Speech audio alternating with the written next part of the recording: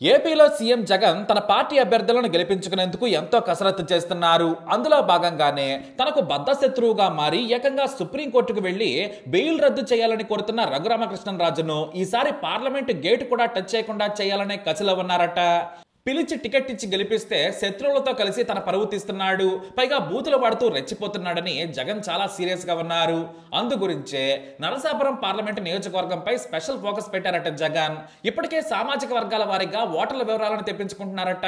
అంతేకాదు బలమైన నాయకులు ఎవరున్నారనే దానిపై కూడా జోరుగా చర్చలు జరుపుతున్నారు జగన్. అయితే కోర్టు అనుమతితో సంక్రాంతికి సొంత నియోజకవర్గానికి వచ్చారు ఎంపీ రఘురామకృష్ణరాజు. ఆయనకు టీడీపీ జనసేన నాయకులు ఘన స్వాగతం పలికారు. అంతేకాదు ఆ తర్వాత ముఖ్య నాయకులతో సన్నిహితులతో చర్చలు కూడా జరిపారు రఘురామకృష్ణరాజు. ఈసారి కూడా నేను పోటీ చేస్తున్నాను, మళ్ళీ గెలిపించాలి, ఎలాగూ వైసీపీ ఓడిపోతుంది, వచ్చేసారి మీకందరికీ అందుబాటులో ఉంటాను, ఈసారి కోర్టు కేసుల వల్ల మిమ్మల్ని కలుసుకోలేకపోయాను, అభివృద్ధిపై కూడా సరిగ్గా దృష్టి పెట్టలేదు, నా మీద పగతో జగన్ నియోజకవర్గంలో పనులు జరగనివ్వలేదు, ఈసారి ఎలాగూ చంద్రబాబు నాయుడు సీఎం అవుతారు, కేంద్రంలో బీజేపీనే ఉంటుంది, కాబట్టి వచ్చేసారి మన హవా బాగా ఉంటుంది, కాబట్టి గట్టిగా పనిచేయాలని అనుచరులకు సన్నిహితులకు కార్యకర్తలకు చెప్పారట రఘురామ. అయితే ఏ పార్టీ మీద పోటీ చేస్తారనేది మాత్రం ఆయన ఇంకా క్లారిటీ ఇవ్వలేదని తెలుస్తోంది. మీరే చూస్తారు కదా అనేసాడు రఘురామ. అయితే టీడీపీ నుంచి పోటీ చేయాలని రఘురామకృష్ణరాజు భావిస్తున్నారట. జనసేన కలిసి వస్తుంది కాబట్టి ఖచ్చితంగా తాను గెలుస్తాను, టీడీపీ జనసేన కలిసి పోటీ చేస్తున్నాయి కాబట్టి గెలుపు నల్లేరు మీద నడకే అవుతుందని చెప్పారట రఘురామకృష్ణరాజు. అంతేకాదు ఇప్పటి నుంచే ఏర్పాట్లు కూడా చేసుకుంటున్నారు. అయితే టీడీపీ అధినేత చంద్రబాబు నాయుడుతో కూడా రఘురామకృష్ణరాజు చర్చలు జరిపారట. కానీ బాబు మాత్రం ఇంతవరకు పార్లమెంటు స్థానాల అభ్యర్థులపై దృష్టి పెట్టలేదు, కేవలం అసెంబ్లీ ఎన్నికలపైనే సీరియస్ గా ఉన్నారు చంద్రబాబు నాయుడు. అయితే రఘురామకృష్ణన్ ప్లాన్స్ బలంగానే ఉన్నాయి, కానీ వైఎస్ జగన్ మాత్రం అంతకంటే భయంకరమైన పై ఎత్తు వేశారనే టాక్ కూడా నడుస్తోంది. నరసాపురం అంటేనే రాజుల కోట, ఇక్కడ క్షత్రియ ఓటు బలంగా ఉంది, వారే గెలుస్తూ వస్తున్నారు, పలుకుబడి కూడా వారికే ఉంది, కాబట్టి రఘురామని ఈసారి ఇంటి దగ్గరే కూర్చోబెట్టాలంటే సరైన అభ్యర్థిని పెట్టాలని నిర్ణయం తీసుకుంటున్నారట వైసీపీ అధినేత జగన్. అందులో భాగంగానే దివంగత సినీ నటుడు మాజీ మంత్రి కృష్ణరాజు సత్యమణి శ్యామలాదేవిని వైసీపీ నుంచి బరిలోకి దించాలని భావిస్తున్నారట జగన్. ఇప్పటికే కొంతమంది వైసీపీ నేతలు చర్చలు కూడా జరిపేశారు. ఇక ఇటు ప్రభాస్ ఫ్యాన్ ఫాలోయింగ్ గురించి ప్రత్యేకంగా చెప్పనక్కర్లేదు. దివంగత కృష్ణరాజు మీద సానుభూతితో పాటు ప్రభాస్ హవా కూడా గెలిపిస్తుంది. వైసీపీకి ఎలాగూ సిట్టింగ్ సీటు, జగన్ అభిమాన గణం, కార్యకర్తలు కలిస్తే సులువుగా శ్యామలాదేవి గెలుస్తారని లెక్కలు వేశారట జగన్. మరో ప్లస్ పాయింట్ ఏంటంటే రఘురామ టీడీపీ నుంచి పోటీ చేసినా గెలవరని చెప్పారట జగన్. ఎందుకంటే 1996 తర్వాత టీడీపీ ఇక్కడ గెలవలేదు, కాబట్టి పార్లమెంటు స్థానం పరంగా చూసుకుంటే టీడీపీ గెలవదు. ఇక సిట్టింగ్ స్థానంలో తాను మంచి అభ్యర్థిని నిలబెడితే విజయం తమదేనని జగన్ చెబుతున్నారట. అందులో భాగంగానే రఘురామను ఓడించేందుకు శ్యామలాదేవి సరైన అభ్యర్థిని నిర్ణయం తీసుకున్నారట జగన్. ప్రస్తుతానికి ఆమె అని బయటకు చెప్పకపోయినా కూడా ఎన్నికల నాటికి ప్రకటించే ఛాన్స్ ఉంది. అయితే బీజేపీలోనే ప్రస్తుతానికి కృష్ణరాజు ఫ్యామిలీ ఉందనే కామెంట్స్ కూడా వినిపిస్తున్నాయి. కానీ శ్యామలాదేవి ఏనాడు కూడా రాజకీయ పార్టీల గురించి ఆమె బయట మాట్లాడలేదు. కానీ జగన్ హామీ ఇస్తే మాత్రం పోటీ చేస్తారనే టాక్ మాత్రం ఉంది. ఈ నియోజకవర్గంలో ఎక్కువగా క్షత్రియ సామాజిక వర్గం వారే గెలుస్తున్నారు. 1996లో టీడీపీ నుంచి కొత్తపల్లి సుబ్బారాయుడు గెలిచారు. 2004లో వైఎస్ హవాలో హరిరామ జోగయ్య గెలిచారు. మిగతా సమయాల్లో క్షత్రియ రాజులే గెలిచారు. 1999లో బీజేపీ నుంచి దివంగత రెబల్ స్టార్ కృష్ణరాజు గెలిచారు, కేంద్ర మంత్రి కూడా అయ్యారు. ఆ తర్వాత 2004లో కృష్ణరాజు ఓడిపోయారు. 2009లో మాత్రం నరసాపురం పార్లమెంట్ ఎన్నికల్లో హోరాహోరీ పోటీ నెలకొంది.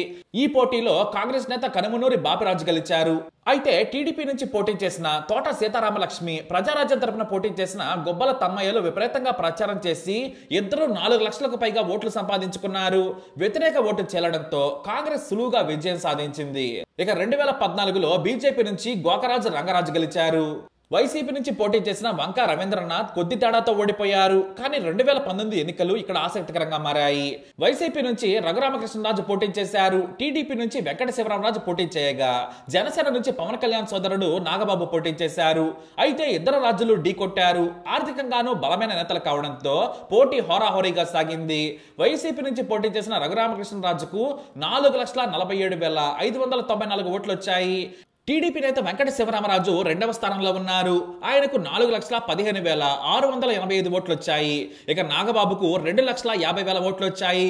దీంతో నాగబాబు భారీగా ఓట్లు చెల్చడంతో రఘురామకృష్ణరాజు కేవలం 31,909 ఓట్ల తేడాతో గెలిచారు.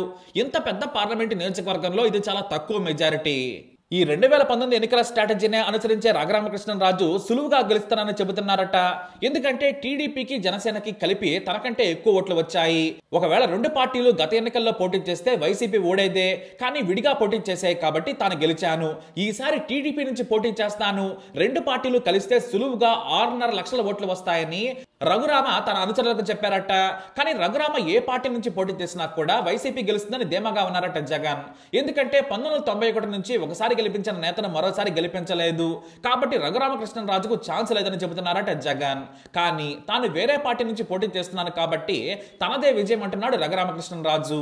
ఎందుకంటే ఒకే పార్టీ వరుసగా గెలవలేదు కాబట్టి తన పార్టీ వేరు కాబట్టి గెలుస్తానని చెబుతున్నారట.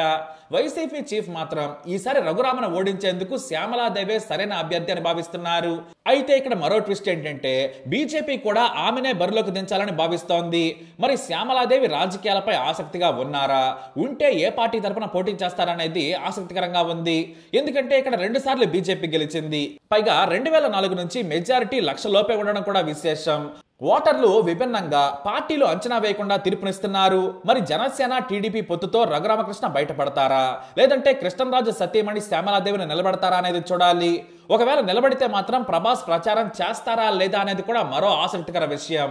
ప్రచారం చేసినా చేయకపోయినా కనీసం పోలింగ్ కు ముందు వీడియో అయినా రిలీజ్ చేస్తారనేది వాస్తవం. ఎందుకంటే కృష్ణరాజు కుటుంబానికి కూడా పెద్ద దిక్కు ప్రభాసే అనడంలో ఎలాంటి సందేహం లేదు. ఈసారి ఏపీలోనే నరసాపురం పార్లమెంటు నియోజకవర్గం ఎన్నికలు సెంటర్ ఆఫ్ అట్రాక్షన్ గా మారుతున్నాయి. అందులో ఎలాంటి సందేహం లేదు. మరి ఎవరు గెలుస్తారు అనే దానిపై మనం వేచి చూడక తప్పదు. మీ అభిప్రాయాన్ని కామెంట్ ద్వారా తెలియజేయండి. అలాగే మీ అనాలిసిస్ ని కూడా చెప్పండి. ఈ వీడియో అప్డేట్స్ కోసం మా ఛానల్ ఫాలో అవ్వండి. అలాగే తప్పకుండా సబ్స్క్రైబ్ చేసుకోండి.